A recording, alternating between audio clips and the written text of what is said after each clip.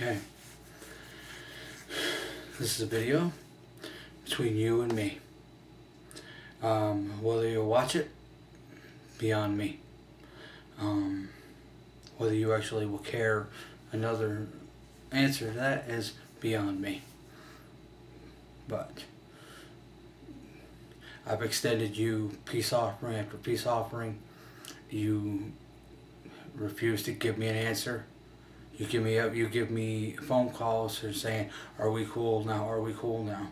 Without hearing my side of the story, without even giving one thought to how I feel. So I'm going to give this little video right to you right now. Say, I'm sorry, okay? I'm sorry for bringing, for scaring you like I did. Unintentional.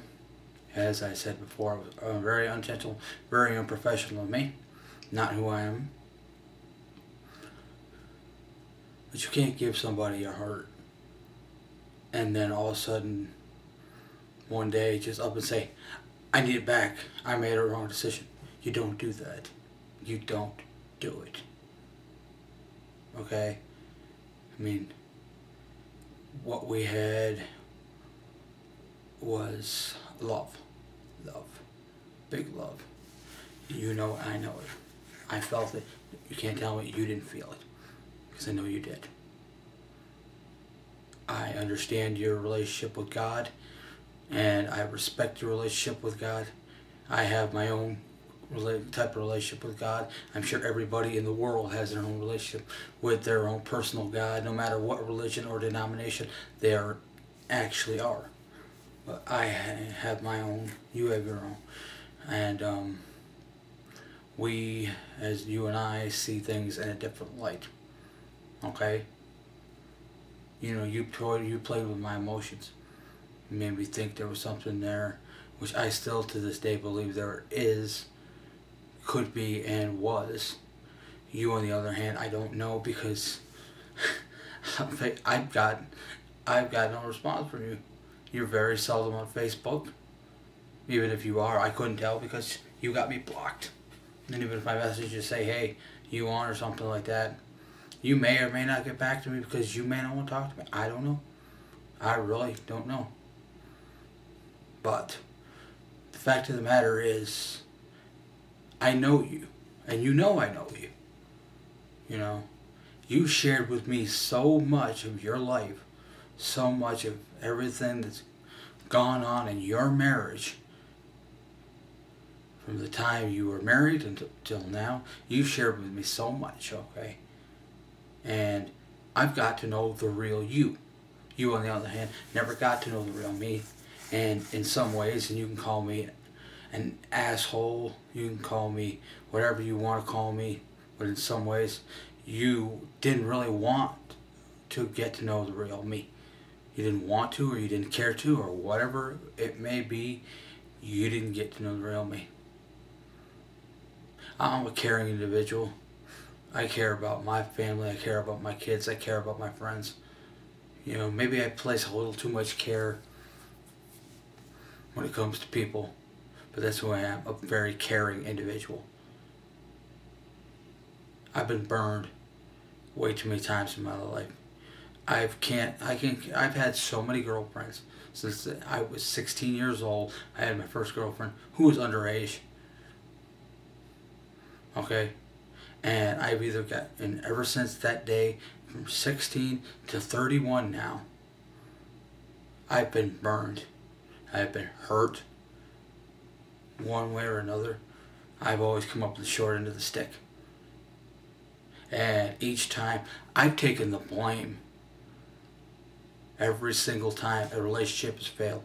Every time I thought I gave my heart away. And each time I gave my heart away, I thought it was going to be different. This time with you, I didn't think it was going to be different up here. I felt it right down here. Right down here in my heart. Alright, I thought I felt it. We talked about the plans. We talked about the future. Everything was there.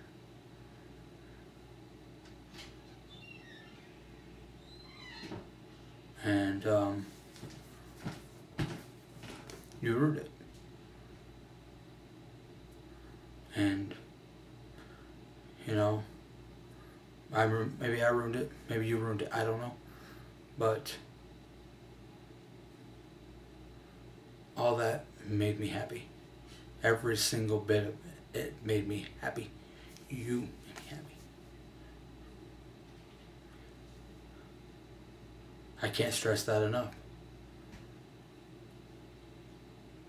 And you think I'm making this video to make you feel shameful? No, I'm not. You think I made this video to put the blame on you? No, I did not. I'm saying the time for closure is done. The time for rebuilding is now.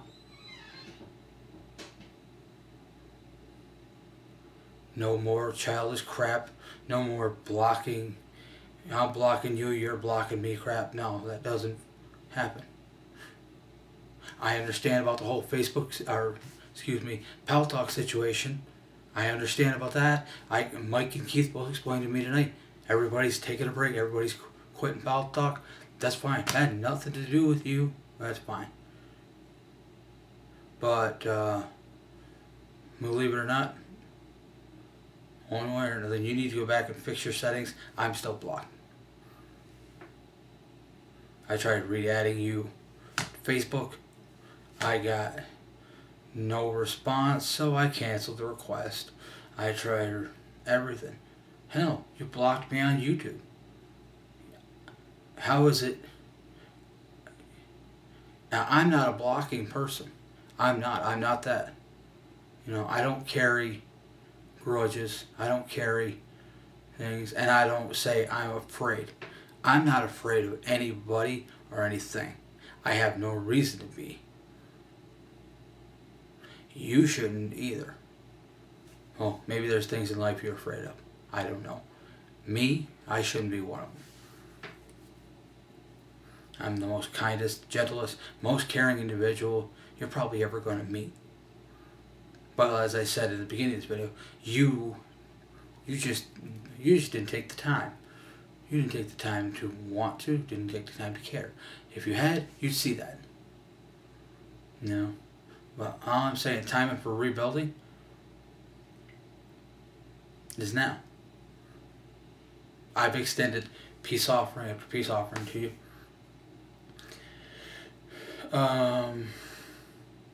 You accepted it in your own little nonchalant way. I don't know why that is, how that is, or what that is. A phone call saying, are we cool now? You know, well, maybe we are. But you know what? If we're cool, guess what? There has to be communication. There's almost zero. Do I like that? No. Do you like that? I don't know. And as I said, I'll be a prick when I say this. Do I know? No. And do I care? No. Do you care? Probably not. You may even you may hear the first few words of this video and you'll shut it off. I'm fine with that. I'm trying to bring closure. I can't. Obviously, I told you I need to do it in my own way. Well, you mean... it's just like... I don't know. I mean, it's like... You've got this philosophy in there that if I ignore the situation, it'll go away. Well, guess what? I didn't go away. I'm right here. I'm still here. I'm a human being, just like you. I have kids. I have family, just like you. Did I want us to be? Yes. Family? Yes. I put the ball in your court. And guess what? When I put the ball in your court, I found out there's no players there. It's like Why put the ball in an empty court? I don't know. But I did. So you can take this video any way you want to. Well, I'm saying, what happened never should have happened. And I'm talking about the Lexington stuff, and like that. You shouldn't have ended things the way you did, but you did, and you're the only one who can explain yourself. This is why I make the video, personal video to you. I'm explaining myself. Out of respect for you, I'm explaining myself. All I ask is the same thing for you, from you.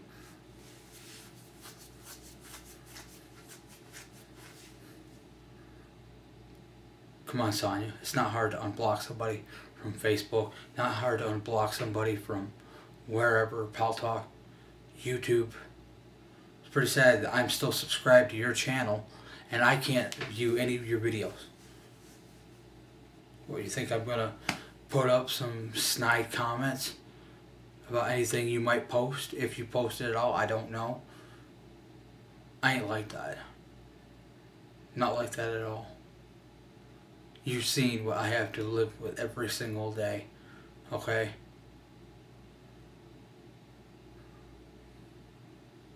And I am not a monster. And I don't want to come off that way. I don't want to scare nobody. And if I do scare anybody, I'm apologizing for it. I'm a big enough man to say, I'm sorry, own up to the stuff I do. Can you? Can you?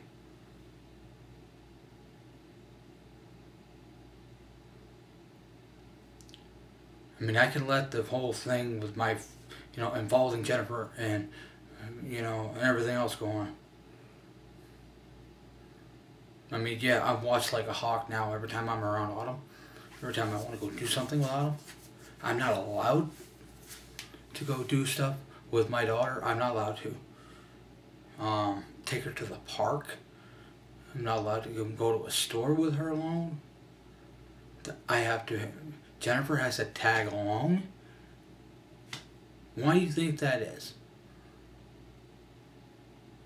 No, I mean, and I know you've apologized for that. I don't know. I just wonder why we can't have. We need to accept the repercussions for what we do. I've accepted my repercussions. I have to be babysat to be around my daughter. It's sickening, but I have to be. And don't believe me that a part of me did not think about, and I do have Terry, I do have your house number. I could probably get a hold of Terry if I wanted to, somehow, some way. But I'm not about to. And you talk about trying to rebuild with him, trying to come to some kind of talking. You've said yourself many, many, many times, it's beyond that talking point. So what I think is, you are afraid of being happy for once. That's what you were afraid of.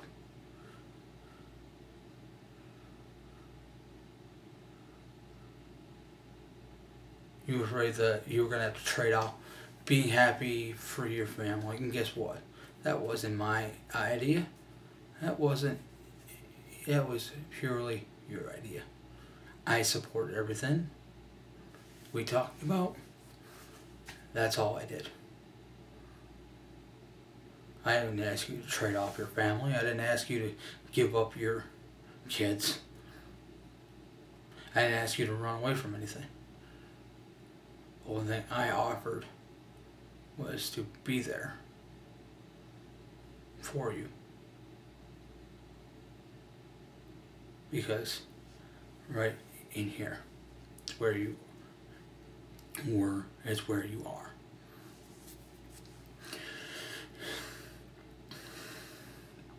You sit there and tell me, I can't make any promises. I'll never ask you to make any promises. I never once did. What I said was, And I quote what I said was, "Don't promise me anything, but always count on me." Yeah, I know I made mistakes. I owned up to my mistakes. I did my best to try to disprove everything, every bit of lie, everything that you might have seen or heard that was untrue. And I did my damn to disprove it and prove my loyalty, prove where my heart lays, and guess what? It wasn't with any woman around here.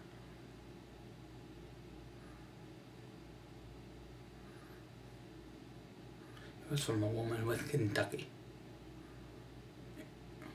Okay? Still is, always will be, always has been. But, you watch this video, and every night you lay there and you go to bed, and you look over at your husband, and you keep having those doubts that you always told me about, whether it be Pal Talk, Facebook, phone, text messaging. Keep having those doubts. Because you know what, those doubts, they're like a poison. It gets inside your body and it eats you alive. I know that, I've been there. Somebody, you start questioning, you start saying, what did I do? Why did I do this? Why did I do that? And guess what? The longer you keep asking yourself, the more the poison builds up. And it extends through your body until there's nothing you can do about it. Well, guess what? There is something you can do about it. And I'm extending hope out to you. The hope that you do something about it. Because you said the time for talking with him is done. You said a long time ago to me, and you said lots and lots of times to me that everything that was beyond repair. And you know what? From what you described to me, from the stories I've heard, I think you're right. I think it is beyond repair.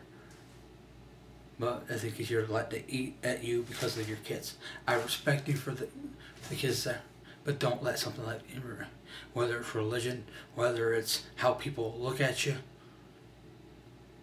Because, yeah, maybe you come from a highly religious place and stuff like that, and you don't want to be looked at, but guess what?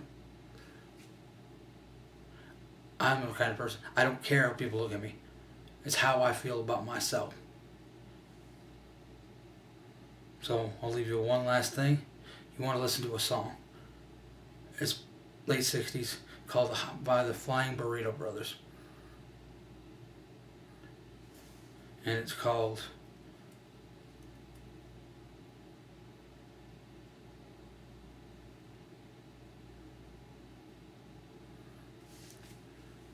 and it goes a little something like this. You may be sweet and nice, but that won't keep you warm at night. 'Cause I'm the one who let you in. I was right beside you then. He made me all your charms. He may hold you in his arms, but I'm the one who showed you how.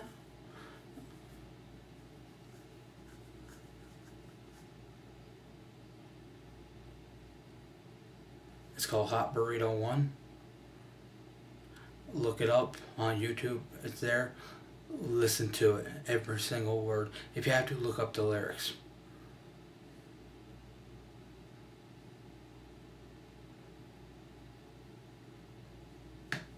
But I think I've said my piece.